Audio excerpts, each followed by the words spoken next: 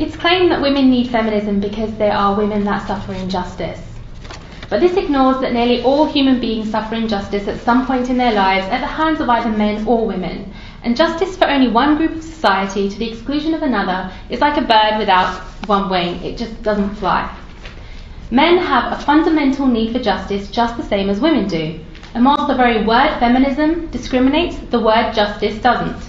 Justice means giving people what they deserve or merit. But as we'll see, feminism and justice are not synonymous. Feminism is a highly ambiguous term, straitjacketing instead of liberating. It is the call for gender privilege, masquerading as equality. In essence, feminism denies a human reality, it is unclear, and not the cause for justice.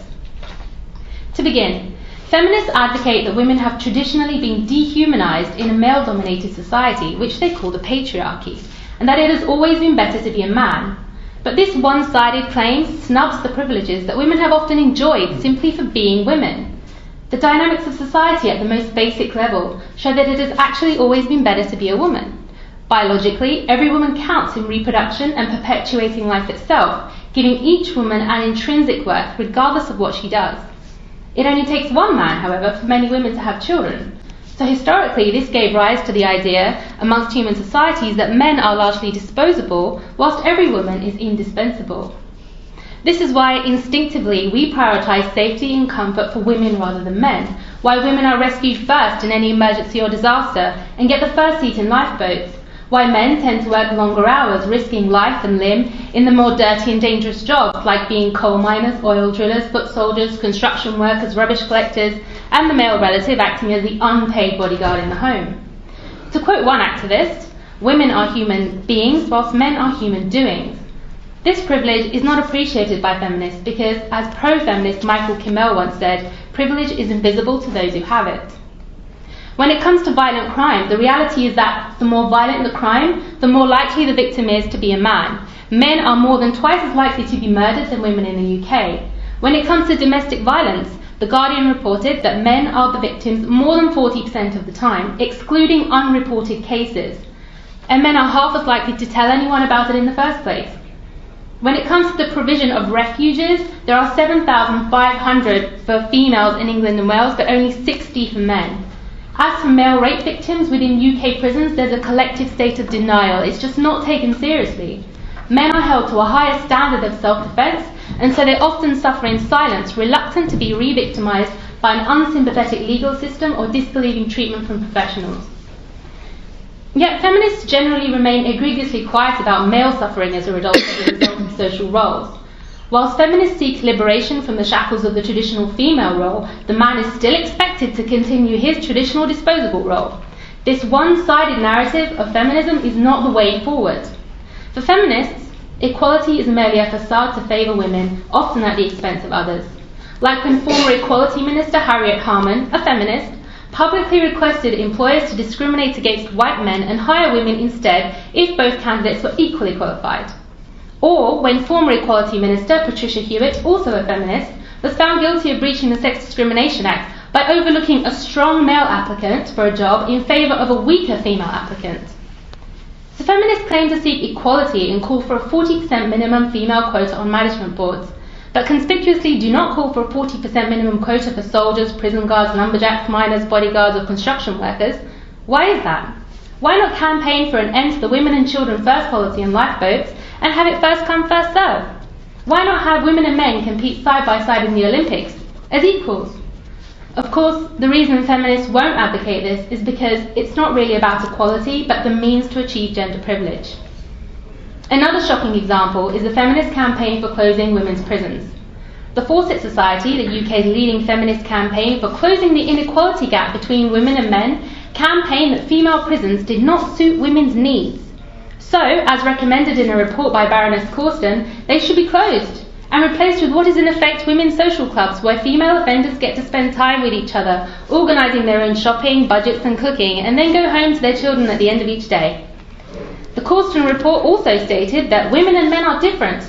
Equal treatment of women and men does not result in equal outcomes, going on to claim that women are governed by hormones in a monthly cycle which affects their moods and emotions. These biological factors have a direct bearing on the way in which women experience stressful events during their lives. If a man were to say that about treating women differently in the workplace, he'd be called a misogynist. Strangely though, feminists are completely happy for women to say that women are governed by hormones and cite biological factors when it comes to obtaining privileges. So for feminists, male criminals are to be punished to the full extent of the law, whilst female criminals should get comfort and help. Why is male suffering an injustice less important than female suffering an injustice? Surely justice doesn't discriminate, but as we can see, feminism does. Feminists are not asking for equal treatment, but special treatment, gender privilege. Women do not need gender privilege, and therefore they do not need feminism. In reality, they, along with men, need justice, a comprehensive justice for all. Secondly, women need clear solutions, but feminism is unclear and evasive. Feminism comes in many different factions: conservative, liberal, socialist, postmodern, ecofeminism, and so on. With no shared value system or moral guidance, feminists don't agree on anything but the name, and will happily contradict themselves if need be. For example, feminists have no clear position on the sexual objectification of women.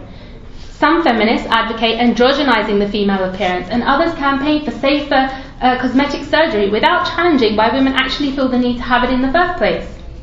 Because feminism cannot deal with complexities, it promotes the idea of individualism instead. The idea that women should be empowered through redefining their own expectations. And feminists are always on hand to dictate that women should make men the benchmark of these expectations. Instead of freeing women from male expectations, feminists expect free women to be male. Finally, I argue that feminism denies human reality. It straitjackets women and doesn't understand or accommodate the natural proclivities of the genders. Virtually all species, from bees to primates, have different gender roles, with different biological abilities across the sexes. Yet feminists insist that any gender difference between humans is invented, and there is nothing biological about men or women that should inform their social roles.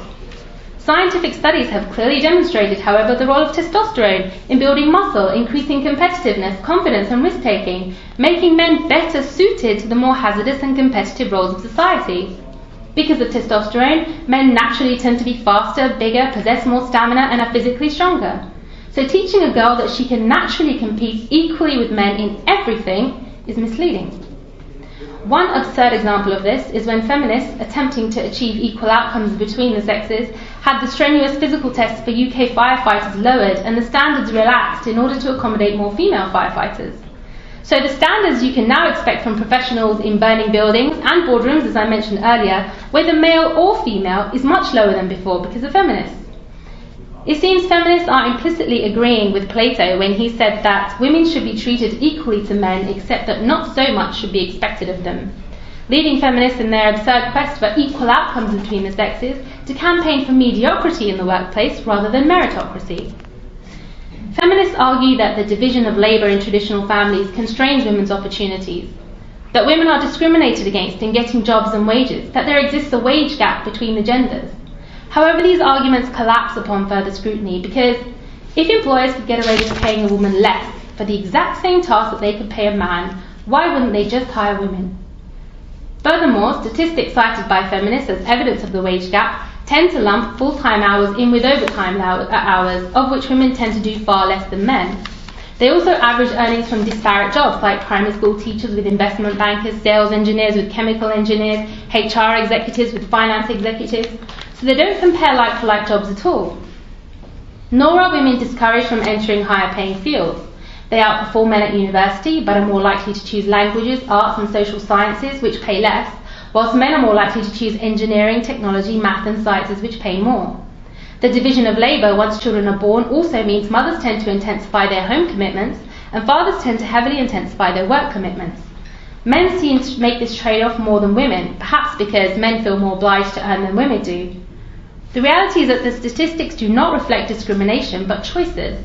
If there is a glass ceiling, it seems that women are the main architects of it because they get to trade off higher paying jobs for more flexible hours to combine work and family life, which means they don't only get the benefit of the father's wage, but also a better work-life balance for herself. Isn't that more important than arbitrarily chasing the highest paying jobs? Feminists don't want to be thought of as sexual objects, but seem happy to be valued according to their economic worth. Both assessments are materialistic, and neither should dictate the worth of a man or a woman. The wage gap is telling in that feminists cannot deny the impact of motherhood on the woman's life choices. that men and women cannot live lives completely autonomous from one another, that men and women actually need each other to make a whole. So that's the wage gap. But if feminists are so keen on equality, what about their silence on the cancer research gap, the education gap, the violent crime gap, the death on the job gap, the suicide gap, the life expectancy gap, all of which discriminate against men? In idolising the male and trying to create an androgynous sexuality where men and women are virtually identical, except for their anatomy, feminists have perpetuated a misogynistic self-loathing for the traditional female role. Motherhood and female tenderness is now viewed as a weakness. The strength of men, which can be used to lead wars just as it can be used to be fierce protectors, is often kept in check by the compassion and temperance of women. But when women abandon these qualities and want the same aggression that they perceive in men, what will be left? When feminists are insisting on taking over the male role, is it any surprise that men are shirking their responsibilities, which they once did with pride, diligence, and selfless duty? If feminists want to have it all, they will most likely end up having to do it all, often at the expense of their own well-being, and most importantly at the expense of our children. In Islam, men and women and their actions are equal in the eyes of God. God says in the Quran, "Never will I allow to be lost the work of any worker among you, whether male or female, one of you is as the other." Islam primarily addresses men and women the same, because men and women by and large share the same human characteristics, and it addresses them separately in relation to the few areas where they differ. The Islamic system isn't based on selfish individualism, but a God-centered worldview promoting mutual reciprocity. In Islam, women do not serve men and men do not serve women. Rather, we serve God by helping each other and giving to each other based on human needs, with the understanding that humans are not all the same. Islam guards the female from the moment she enters the world by rebuking and prohibiting the practice of female infanticide as one of the gravest crimes to be committed. Such a religion can only go on to challenge the ill treatment of women and secure her well-being at every stage of her life. Through property rights, marriage contracts, political participation, inheritance laws and dress code, it advocates complementarity with men rather than competition.